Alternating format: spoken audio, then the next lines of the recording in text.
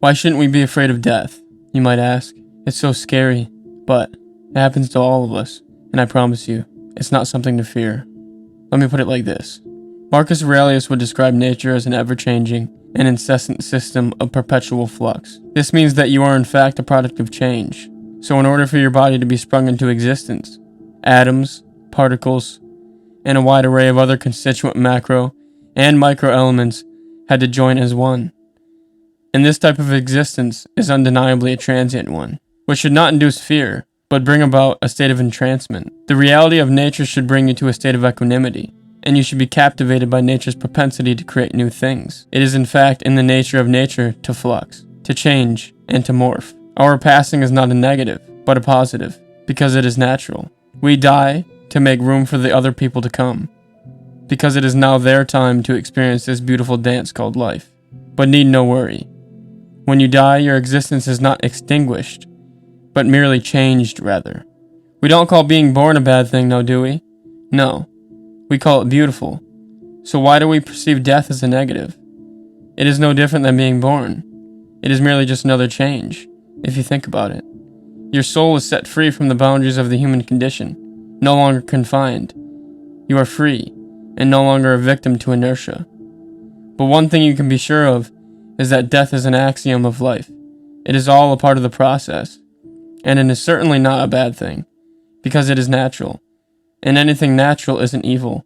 A tree, too, sheds its leaves with the changes of the seasons now, doesn't it? It is all one cohesive unit, quantumly linked, and all a part of the same dance. The very fact of the inexorability of death should relinquish your fears, because this is evidence of a deity, and not a tyrannical deity, but a creative and expressive deity who has a preference for change. And if there is nothing, then why bother? You didn't exist before you were born, and there was no fear or pain in that, now was there? To quote Marcus Aurelius, you have functioned as a part of something. You will vanish into what produced you, or be restored, rather, to the logos from which all things spring, by being changed. And another great Stoic, Seneca, believed in the rehearsal of death, and not only your own death, but the deaths of your friends, family, and everyone that you hold dearly, because death is something that can only be experienced once by everyone. So in the habit of rehearsing death, you begin to perfect it. And why not rehearse something you are only going to experience once? Become familiar with it, a friend to it, a true and genuine comrade to death.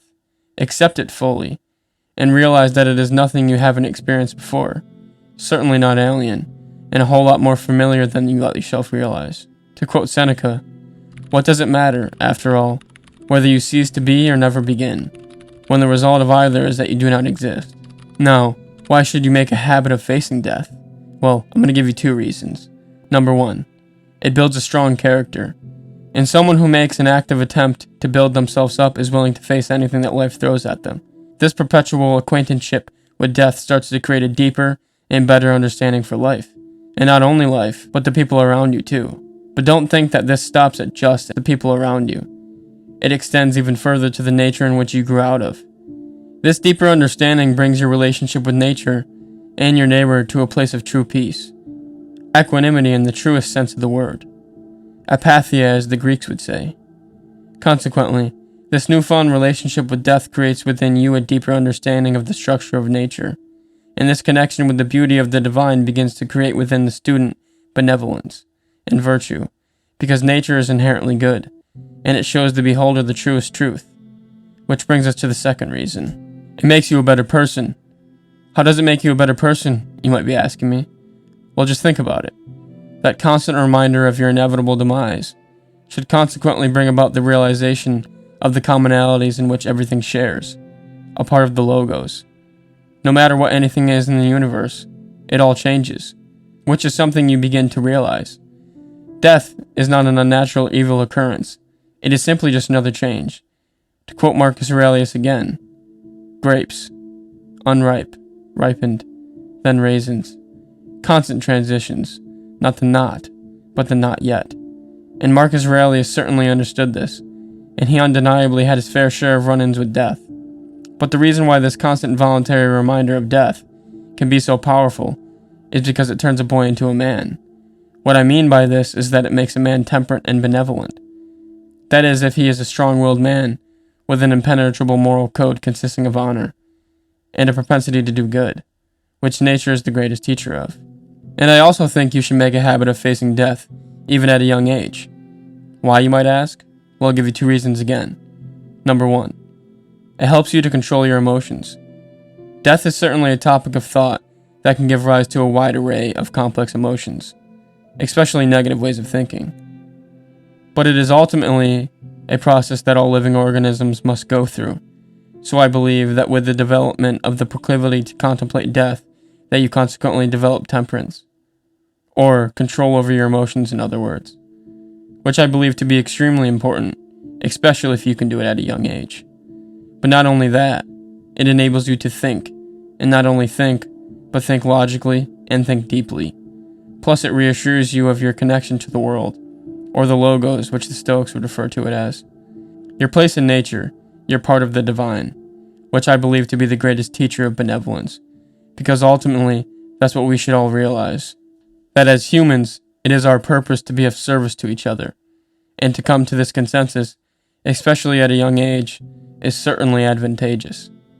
That way, if someone is acting unjust, or out of a place of malevolence, a trained soul, or master of himself can treat him as he deserves, and show him that he who does an injustice to himself and no one else. And I believe that the simple process of contemplating death can teach someone that much.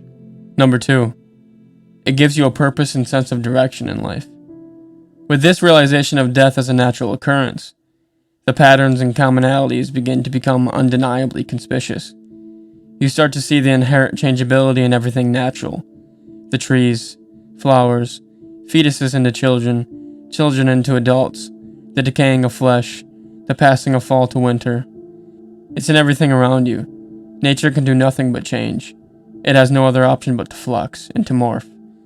It's evident right in the fundamental observations of quantum mechanics, uncertainty, or change, for lack of a better word. That is the beauty of nature. It never stays the same. But the reason this gives a person a purpose and a sense of direction in life is because you realize that you are too a part of this beautiful dance, changing, fluxing, growing. And with this realization, you become aware of your ability to change, because you are no different than nature. You can flux and morph too. So that means that you can do anything, no matter what it is. Nature loves to change and make new things. This should give anyone confidence, especially a young man, now knowing that he too possesses the power of the divine, capable of anything, and full of unlimited potential, omnipotent, and all-powerful in the truest sense, but civic and good, just and honest, because he has chosen to face the hardest fact of life, day in and day out, that he will also die. But only now he doesn't see this as a bad thing, but merely just a change, and his reconnection with the entirety of the divine, a separation event back to the state of all being.